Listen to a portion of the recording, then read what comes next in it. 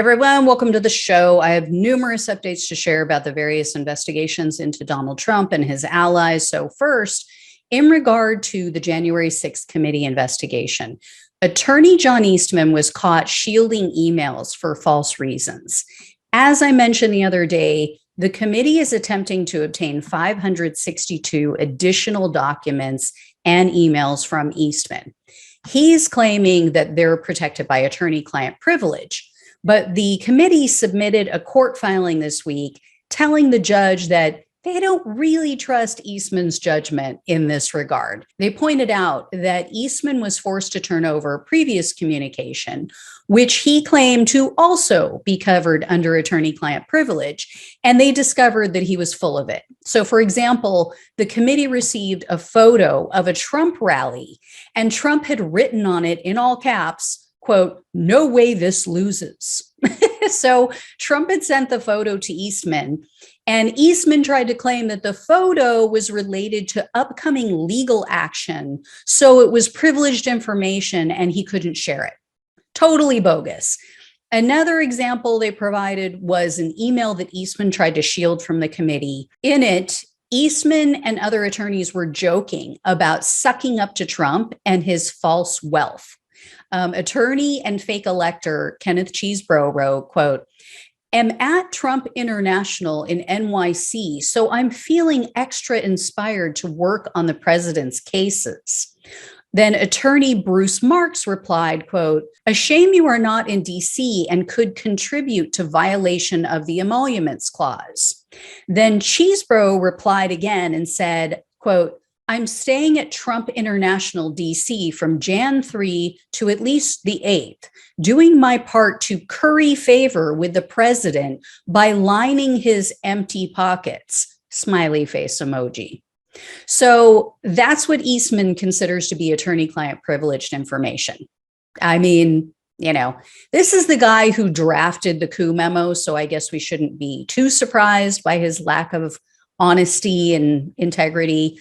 In other coup news, Arizona Republican Party Chair Kelly Ward, she met with the Select Committee back in March, and it's now being revealed in a court filing that she, quote, "declined to answer on every substantive question and asserted her rights under the Fifth Amendment." Ward, as I've mentioned, was one of the fake Trump electors. Her husband was as well. And a judge recently ruled that the committee has the right to obtain her phone records. So Ward is appealing that decision, and she's asking the original judge to halt the release of the records until the appeals court reviews the matter. It's just so funny to me because so many people on the right claim, oh, there was nothing illegal about this. We didn't do anything wrong. The fraudulent electors, I mean, that's not illegal. No, that was totally legit. Accessing, copying the voting data on Dominion machines, nothing wrong with that. These were election authorities that approved it. We didn't do anything wrong. Yet every single one of these people pleads the fifth when they're questioned. You plead the fifth to avoid self-incrimination. If they did nothing wrong, why did they refuse to talk about it? And then check this out, you guys. In a court filing submitted by Ward's attorney, she says that all 10 of Arizona's fake electors received subpoenas from the Justice Department. This is for their grand jury investigation. All 10, according to her, have challenged the DOJ's subpoenas, and they just haven't heard back from the DOJ. According to Ward's filing, the DOJ hasn't taken any action to enforce these subpoenas. What the hell? What is up with that? And there's also big news out of the Georgia investigation. So first, the prosecutor has requested a batch of search warrants. That was revealed in a new court order that was filed by the judge presiding over this grand jury investigation in Georgia. The judge wrote that the warrants would be sealed, at least for now, and that the district attorney's office is, quote, "seeking to obtain and execute a series of search warrants, the affidavits for which are predicated on sensitive information acquired during the investigation." Then the documents will be sealed, he said, because as the judge explains, the release of this information could compromise the investigation, quote, by, among other things, causing flight from prosecution, destruction of or tampering with evidence, and intimidation of potential witnesses. And then he also cited the risk of the, quote, safety and well-being of people involved in the investigation. So what we don't know is who's going to be receiving these search warrants. What's clear is that this investigation must be bearing fruit, right? And it appears that at least some of the witnesses are spilling the tea.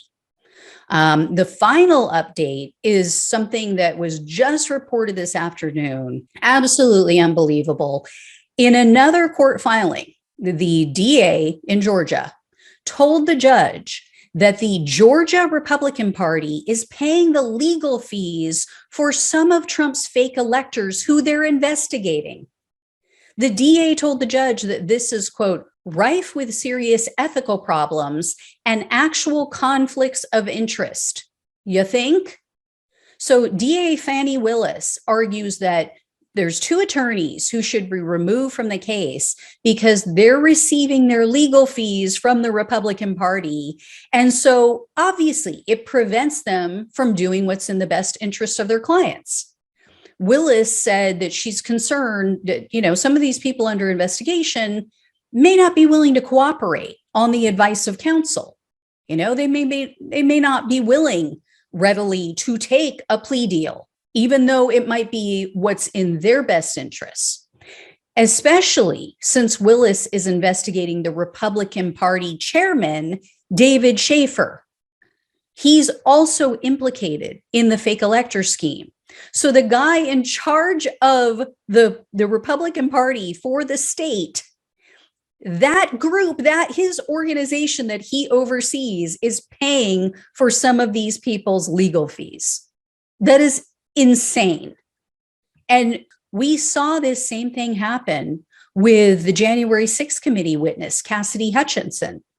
Hutchinson's legal fees were initially being paid for by Trump's PAC. And then she decided at some point that she wanted to cooperate. So she had to fire the attorney that Trump was paying for, and she had to hire a new legal counsel. So yeah, this is a massive conflict of interest. Anyway, guys, I will keep you posted on all of this. I'll let you know when I hear more.